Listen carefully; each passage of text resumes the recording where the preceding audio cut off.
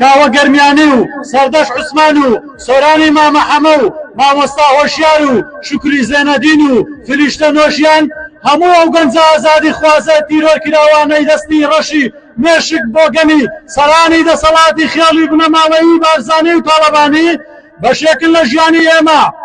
ئیدی وەک چۆن یادی ڕۆژبوونی نەوەکانمان و خۆمان و کارەسات و بۆ نەوەیەکانمان دەکەینەوە، ئاواش یادی ئەو گەنجە خێر لە خۆنە دیوانە گەلەکەمان دەکەینەوە، ناویان پیرۆز دەکەین، هەموو ساڵێ لە ڕۆژی تیرۆرکردنیان پەیمانیان بۆ نوێ دەکەینەوە کە لە خۆشی و شادی و خەم و ماتەم و پرسە و سەرتەختی نەخۆشخانە و سەر ڕێگا و گەشتەکانمان تا هەناسەمان یاد دەکەینەوە، پەیمانیان بۆ نوێ دەکەینەوە.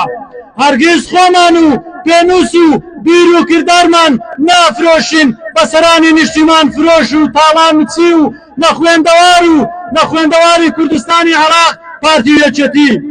پیرۆز بێ ئەم ڕۆژە، پیرۆز بێ ئەم ڕۆژە لە وەداد حوسێن و پیرۆز بێ لە هەموو ئازادی خوازی کورد و گەلانی بووم. پیرۆزە لە دایکی ڕەشپۆش و ناقرچاوی وەداد حوسێن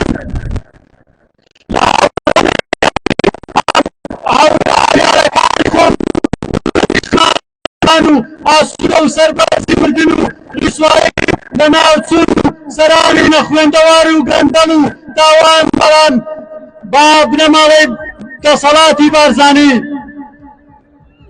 دەسەڵاتی باشوور و هەموو شاگرد و کۆینە و چەقوپەشێن و هەرچی و پەرچی و بندیوارەکانی دەسەڵاتی پارتی و بارزانی.